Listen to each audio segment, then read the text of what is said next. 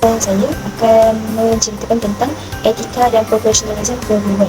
Jadi saya mulakan dengan konsep etika secara umum. Etika ialah satu tingkah laku yang dilakukan oleh seseorang yang diterima dan dipersetujui oleh sekumpulan masyarakat. Etika ini mengamalkan nilai-nilai yang baik dan harus diamalkan dalam kehidupan bermasyarakat. Tingkah laku yang dikatakan beretika adalah tingkah laku baik yang mengandungi nilai-nilai murni dan menjamin kesempurnaan dan keharmonian hidup individu dalam kumpulannya.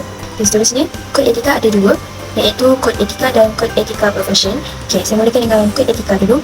Kod etika merujuk kepada satu sistem dasar tingkah laku bagi sesuatu kumpulan, organisasi atau masyarakat yang menjadi rujukan tingkah laku yang mesti dipatuhi oleh ahli-ahli masyarakat atau organisasi tersebut. Seterusnya, kod etika yang kedua iaitu kod etika profesion. Kod etika profesion adalah sesuatu bidang pekerjaan yang khusus dan dijalankan oleh orang yang mempunyai kelulusan dan latihan ikhtisas dengan sikap jujur serta tata kerja dan ketertanggungjawabban dan nilai yang ditentukan. Seterusnya, guru sebagai penjawat awam menjalankan tugas berpandukan etika perkhidmatan awam. Pertama sekali, apa itu perkhidmatan awam? Perkhidmatan awam ni adalah satu badan eksekutif dan dilantik oleh Yang di-Pertuan Agong untuk bertindak sebagai jentera kerajaan bagi kita melaksanakan sesuatu dasar, menyampaikan perkhidmatan kepada rakyat dan juga menjaga kepentingan awam serta kedaulatan negara. Oleh disebabkan itu, penjawat awam ni termasuklah guru sangat dituntut untuk melaksanakan sesuatu tugasan dengan penuh sikap tanggungjawab dan juga amanah. Seterusnya, etika perkhidmatan awam ni dia diwujudkan sebagai satu panduan untuk diri kita, iaitu untuk kita mendapatkan satu kefahaman dan juga penghayatan sendiri dengan tujuan kita dapat memperkasakan komponen etika dan nilai penjawat awam tu dalam diri masing-masing. Kemudian, peranan perkhidmatan awam. Yang pertama, sebagai institusi utama masyarakat dan juga negara. Yang kedua, memberikan perkhidmatan kepada raja, kerajaan dan juga rakyat dengan kesetiaan. Yang ketiga, bertanggungjawab membentuk masyarakat yang adil dengan sistem ekonomi yang berpandukan kepentingan awam. Dan yang terakhir adalah untuk menjalankan hak-hak dan juga kuasa-kuasanya dengan tanggungjawab serta berlaku adil kepada rakyat yang menerima khidmatnya. Seterusnya, saya akan menerangkan berkaitan dengan etika perkhidmatan awam. Etika perkhidmatan awam merupakan satu bentuk penyampaian perkhidmatan yang berintegriti dan profesional. Integriti yang dimaksudkan di sini adalah di mana seseorang itu bersikap jujur, telus dan mempertahankan diri daripada segala aspek penyelewengan bagi menjaga nama baik kementerian, jabatan, agensi dan pentadbiran kerajaan. Terdapat 3 prinsip yang ditekankan dalam etika perkhidmatan awam. Prinsip yang pertama ialah kenegaraan. Prinsip yang kedua ialah etika kerja. Prinsip ketiga ialah nilai-nilai murni. Kita beralih pula kepada etika kerja dalam perkhidmatan awam. Etika kerja merupakan prinsip moral yang ditetapkan oleh organisasi bagi mengawal tingkah laku pekerja dan ahli organisasinya.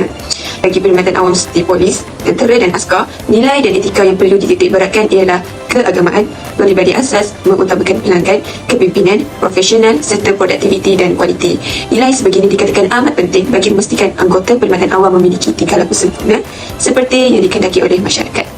Dan etika kerja menurut Kementerian Pendidikan Malaysia pula, para pendidik perlu menerapkan nilai seperti amanah dengan bertanggungjawab melaksanakan tugas, benar dengan menepati janji dan tidak berbohong, serta bijaksana, bersyukur, dedikasi, ikhlas dan penyayang.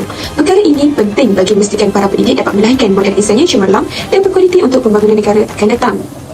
Antara prinsip etika kerja di bawah Kementerian Pendidikan Malaysia ialah para pendidik perlu mempunyai niat yang betul, pengakuan yang baik, menjadi penggerak ke arah kebaikan, memperkotakan apa yang dikata serta berdisiplin dan beradab. Secara keseluruhannya, prinsip serta etika kerja perkhidmatan awam dan etika kerja Kementerian Pendidikan Malaysia adalah salah satu perkara yang sangat penting dan perlu difahami dengan baik bagi mencapai objektif yang dikehendaki. Iaitu objektif etika perkhidmatan awam yang pertama, meningkatkan integriti penjawat awam. Kedua, perkhidmatan awam yang efektif. Ketiga, pemberdayaan etika, amanah, bersih dan cekap. Dan keempat, memenuhi kehendak rakyat. Bagi objektif etika kerja Kementerian Pendidikan Malaysia pula, menanamkan sikap positif dan menghapuskan sikap negatif dalam melaksanakan tugas-tugas yang diamanahkan. Kedua, meningkatkan disiplin diri bagi menghasilkan perkhidmatan yang cemerlang kepada pelanggan dan organisasi, serta memberikan sumbangan yang positif secara berterusan kepada negara. Standard Guru Malaysia 2.0. Standard Guru Malaysia 2.0 dihasilkan dengan menyimak semula STM 2009 dan mengadaptasi kompetensi yang terdapat pada kerangka Southeast Asia Teachers Competency Framework. Ia mengandungi 2 komponen utama. Yang pertama, dimensi kompetensi. Yang kedua, dimensi etika keguruan. Dimensi kompetensi perlu ada agar guru berkualiti sepanjang perkhidmatan untuk membangun dan memperkembangkan potensi murid. Manakala dimensi etika keguruan yang mengandungi nilai akhlak dan prinsip moral harus menjadi pegangan dan amalan guru di Malaysia. Gabungan dua komponen ini bertujuan untuk melahirkan guru berjiwa pendidik. Selain itu, di dalam STM terdapat 4 teras utama. Teras pertama, tanggungjawab terhadap profesyen. Teras kedua, tanggungjawab terhadap murid. Teras ketiga, tanggungjawab terhadap ibu bapa atau penjaga. Yang terakhir, teras keempat, tanggungjawab terhadap masyarakat dan negara. Tanggungjawab terhadap terhadap profesion, memberi khidmat yang terbaik, menjaga imej profesion perguruan, melindungi kerahsiaan data dan maklumat, mengamal konsep kooperatif dan korporatif, mematuhi perundangan dan memenuhi keperluan tanggungjawab. Tanggungjawab terhadap murid, memberikan pendidikan yang berkualiti, mengutamakan kebajikan murid, menghindari diskriminasi terhadap murid, bersikap terbuka terhadap kepelbagaian murid, melindungi kerahsiaan data dan maklumat, melindungi harga diri murid, memelihara hubungan guru dengan murid, memupuk nilai murni dan kemahiran insannya. Tanggungjawab terhadap ibu bapa atau penjaga, menghormati peranan ibu bapa atau penjaga, memelihara peranan ibu bapa atau penjaga, melindungi perkongsian maklumat bersama. Tanggungjawab terhadap masyarakat dan negara, memupuk keyakinan terhadap profesion, melahirkan warga negara yang bertanggungjawab, meraihkan kepelbagaian dalam masyarakat, memelihara hak asasi, melibatkan diri dalam kerjasama pintar. Isu etika profesion keguruan. Isu yang pertama adalah guru lambat datang ke sekolah ataupun balik awal ke rumah. Isu yang kedua adalah kesantunan guru. Kesantunan guru ada 3 aspek. Yang pertama dari segi komunikasi, berpakaian dan juga tingkah laku. Yang ketiga adalah guru melakukan gangguan seksual ke atas murid ataupun guru lain. Isu yang seterusnya adalah guru memukul murid. Dan yang terakhir adalah kepedulian guru terhadap kebajikan dan juga pendidikan murid. Seterusnya saya akan menceritakan tentang tingkah laku guru sebagai penjawat awam yang perlu melambangkan profesionalisme keguruan. Tata kelakuan anggota perkhidmatan awam diperuntukkan di bawah peraturan-peraturan pegawai awam, kelakuan dan tata tertib pada tahun 1993. Terdapat pindaan namun kekal sebagai peraturan ibu puncakuasa iaitu perkara 1322 Perlembagaan Persekutuan yang menggantikan perintah-perintah am, kelakuan dan tata tertib.